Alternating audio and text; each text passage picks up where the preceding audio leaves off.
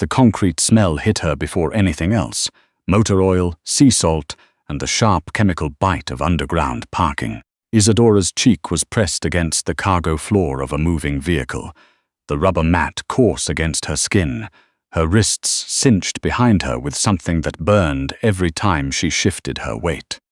She was a bookkeeper. She reconciled dental billing codes and flagged HST discrepancies for a chain of 3 clinics on Commercial Drive. She bought her lunches from the Safeway on Hastings and kept a color-coded spreadsheet for her monthly compass card. She had absolutely no business being in the back of an armored SUV somewhere past West Vancouver, with the city lights dissolving into dark tree line above her. The man who had taken her from the parkade hadn't hesitated. He hadn't demanded a wallet or a phone. He had simply said, with the flat procedural certainty of someone crossing off a task, "There you are, Miss Leclerc." Not her name. Her sister's name. Isadora's stomach dropped through the floor of the vehicle. Sabrina, who had stopped returning her calls 19 months ago. Sabrina, who had walked out of the East Van apartment they used to share and into some other version of the city.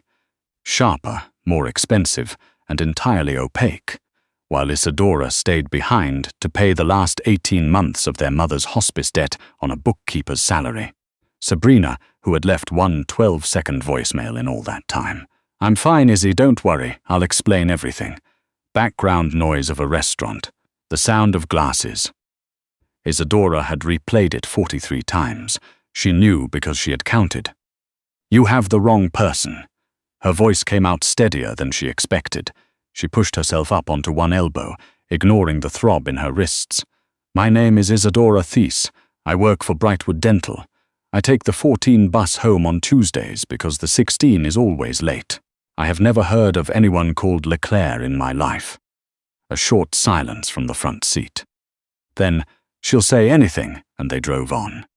The road narrowed past West Van, switched back twice, and ended at a gate made of black iron that opened with the unhurried authority of something that had never once been rushed. Through the windshield, Isadora caught the shape of a house stone, immense, pressed back against the dark tree line with its windows glowing from inside. Not a home. A facility. The kind of place where things happened and nobody filed a report. Her door opened. The November air off the inlet hit her at once, cold, smelling of rain and low tide, and the distant diesel drift of container ships sitting in the outer harbor. Her sneakers hit the gravel, and she had to catch herself on the doorframe because her hands were still behind her. She walked. The foyer was marble and brass and completely silent, except for the sound of her own footsteps. 3 people were waiting inside. 2 men in dark jackets, who straightened the moment the door opened, and a woman, older grey-haired, in a dark uniform, who looked directly at Isadora and went so visibly pale that the blood drained from her face in a wave Isadora could actually watch. It wasn't recognition, it was terror. Whatever Sabrina had done inside this house, she had done it thoroughly. Cut those off. The voice came from the top of the staircase. He was already descending, tall, somewhere around 40, with the kind of build that suggested not gym memberships but specific functional work at some point in his history. Dark suit, no tie, a scar that traveled from his jaw down the left side of his neck and disappeared below his collar. He moved the way weight-bearing things move, without urgency, because the urgency had long since been absorbed. He reached the bottom of the stairs and stopped a few feet from her. His eyes were grey, not soft grey. The grey of the Strait of Georgia in November, flat and without any particular feeling. "You look terrible," he said. He was looking at her hair, still damp from the rain in the parkade. 4 months, and this is how you come back. One of his men produced a knife. The zip tie snapped. Isadora's wrists throbbed as the circulation returned, and she crossed her arms over her chest to hide the shaking. "Where's my money, Sabrina?" It wasn't a question. She looked at him. She looked at the grey-faced woman near the kitchen doorway, whose hands were folded white-knuckled in front of her apron. She looked at the 2 men near the banister, whose hands were resting too close to their jacket lapels. She had paid the last of her mother's debt in February. She had eaten toast for dinner 6 days out of 7 to manage it.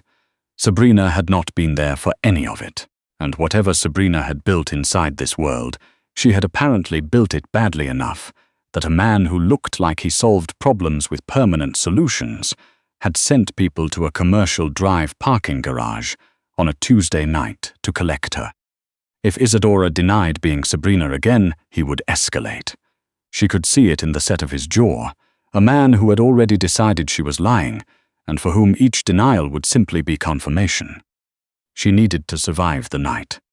She pulled her shoulders back and looked at him with the flattest expression she could manufacture. "I'm cold," she said, "and I need a shower. We can talk about the money in 20 minutes. Something in his expression shifted. Not much, a single fractional recalculation. Then he turned to the grey-haired woman.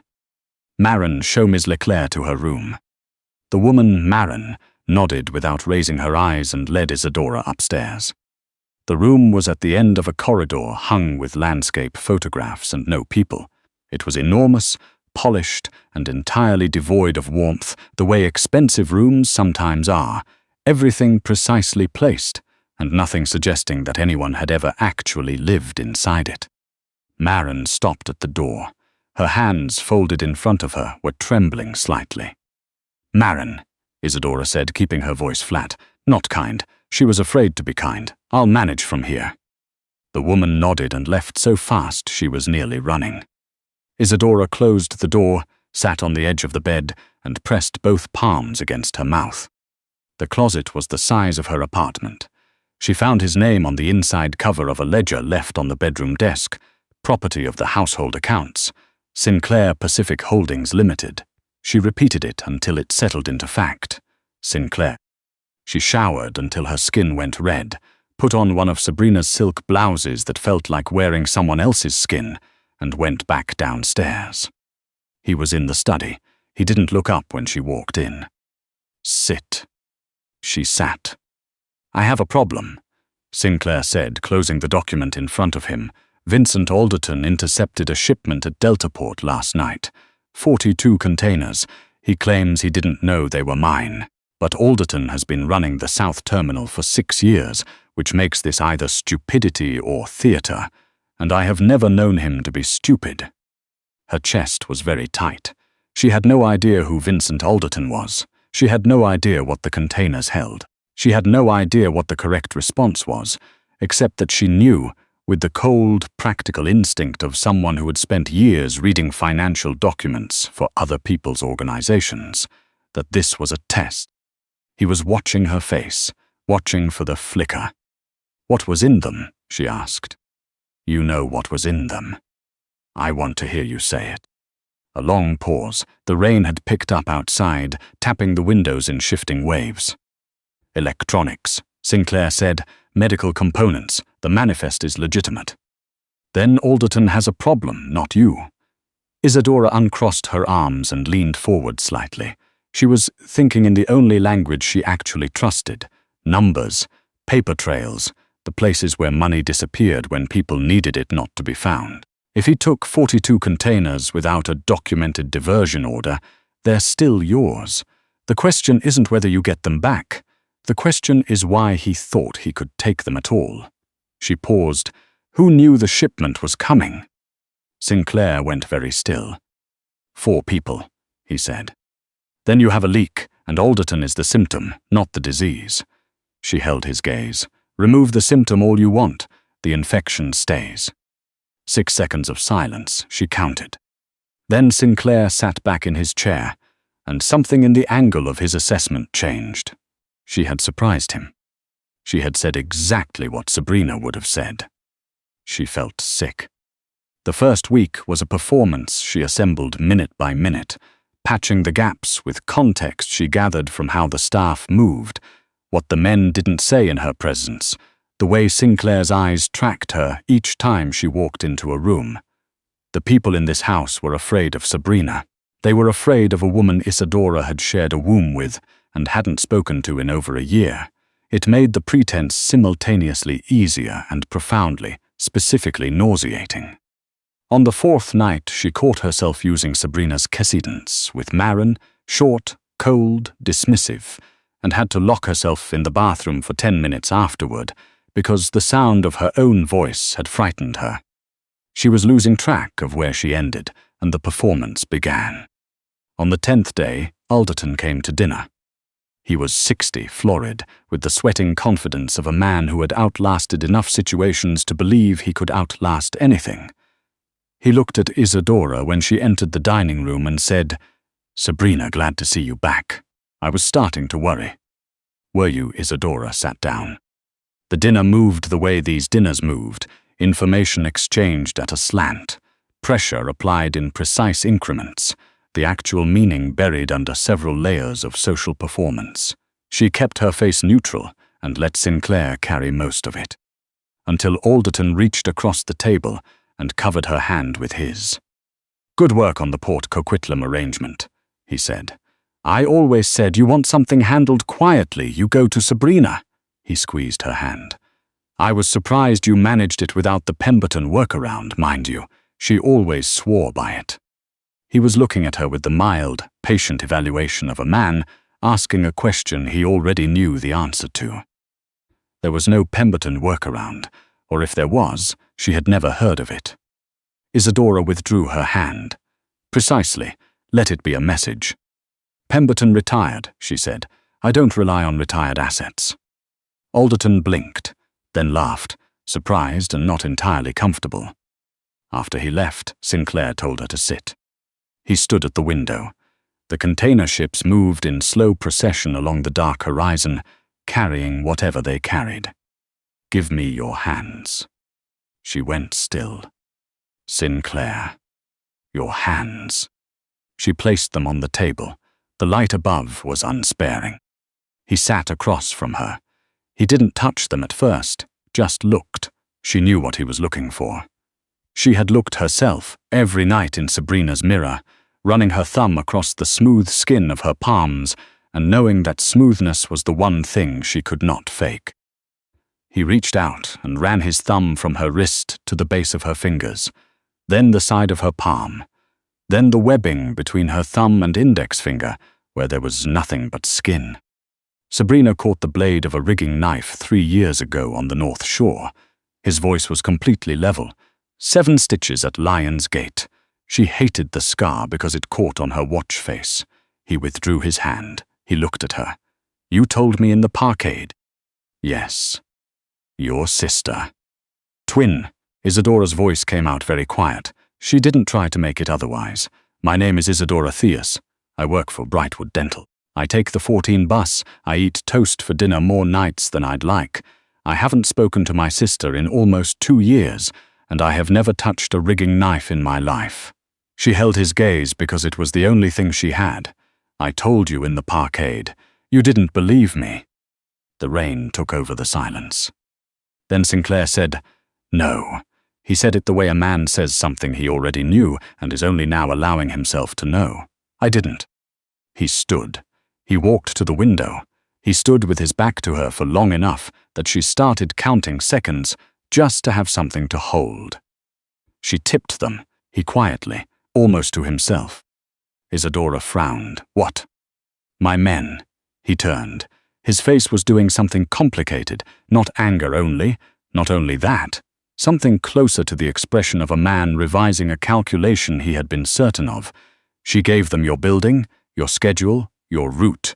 She made sure they'd find you before she disappeared with the money." The room went very cold. Isadora had not moved from the chair. She was aware of not moving from the chair, the way you become aware of a chair when the floor has dropped away beneath it. Sabrina had been in Vancouver. Sabrina had known her bus route. Sabrina had watched them come. Isadora pressed her hand flat against the center of her chest, not because it helped, but because she needed to feel something solid. The sound that came out of her was small and private. A single rough exhale, the kind that happens before the body decides whether to hold or collapse. "Breathe," Sinclair said. It was curt, but he crossed the room and pulled out the chair across from her and sat in it instead of standing over her, which was either instinct or consideration, and she didn't have the capacity to determine which. "I am breathing," she said, though she wasn't doing it well. She looked at him, really looked, not as a threat to manage, but as a person sitting 3 feet away in a house that felt like the end of the world. He was tired. She could see it clearly now. Not tired the way she was tired, from unpaid debts and poor sleep and too many years of other people's spreadsheets. Tired the way weight-bearing things are tired, something structural, carrying too much for too long. "What happens now?" she said. "You're not a liability," he said, "but you're not free to leave. Not yet." He held her gaze. "Sabrina picked you deliberately. She's too careful for this to be an accident. The only reason that makes sense is that she intends to come back for something she left here, for leverage, possibly for both. If you're gone, she goes to ground and I lose $2 million and don't close the account." A pause.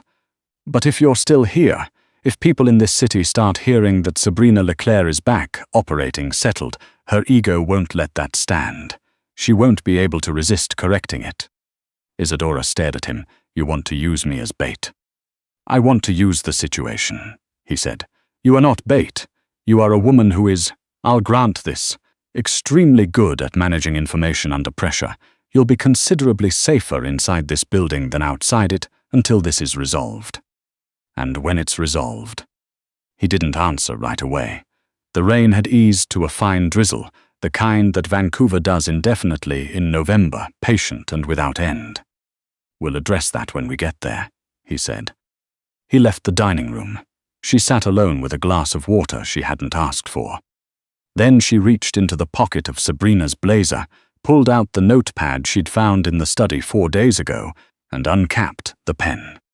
She began writing down every discrepancy she had noticed in the southern route ledgers, the numbers that didn't add up, not from sloppiness but from intention. Someone inside this organization had been skimming from Sinclair for longer than Sabrina had been missing. And Sabrina, whatever else she was methodical.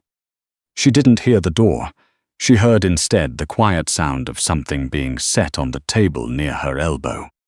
She looked up. A small ceramic mug, chamomile tea, a thin curl of steam rising from it, a single squeeze of honey already stirred. Marin had come and gone without a word. Isadora looked at the mug for a long moment. Then she picked up her pen and went back to the numbers. 3 days later, a package arrived at the Sinclair Pacific office in Gastown. No return address. Postal code from a mail center on Water Street. Inside, wrapped in a sheet of paper towel, was a work lanyard, pale blue, Brightwood Dental printed on the tag, her ID card still clipped to it. The photograph was hers. Slightly overexposed from the scanner flash, looking uncharacteristically serious. Below the photograph, someone had written 4 words on the paper towel in the small, precise handwriting Isadora would have recognized anywhere. "Good morning, little sister." Sinclair set it on the table in front of her. She was there. Isadora didn't pick up the lanyard. In the parkade, she watched it happen.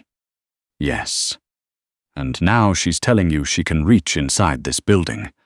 Isadora stood up. She walked to the window. The inlet was grey in the morning light, the ships moving with their vast, slow patience. She had been looking at this view for nearly 2 weeks. It had stopped being foreign and started being ordinary, which was perhaps the most alarming development yet. "This isn't a taunt," she turned around. "This is a negotiation opener. She's telling you she knows I'm here, she can touch anything she wants, and she's ready to talk price." She paused. "She's not coming to rescue me. She's going to sell me." The silence between them had changed over 2 weeks. It had acquired weight and texture, and something closer to a shared understanding of the situation they were both standing inside. "You know her," Sinclair said. "I grew up with her," Isadora said. "I know exactly how she thinks. I just didn't know she thought that way about me." She picked up the lanyard, held the ID card between her fingers and looked at her own face under the morning light coming through the window. Then she set it down. "I want 2 things," she said. "Access to your internal accounts, all of them, because someone in this organization has been building a deficit in the southern ports for at least 18 months, and I can find them in 72 hours. She held his gaze. And when this is over, I leave with documentation that proves I was taken against my will, in case I ever need to demonstrate that to anyone. Sinclair studied her for a long moment. 2 things, he said. That was 2 things.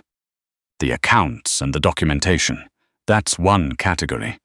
The corner of his mouth moved, not quite a smile, but something in the neighborhood of one. What's the second? She held his gaze. Marin gets a raise, she said. Something passed through his eyes, not warmth exactly, but the space where warmth might eventually be. Something that hadn't been there the night she arrived, with zip ties on her wrists and rain in her hair. He nodded once. Then we have an arrangement.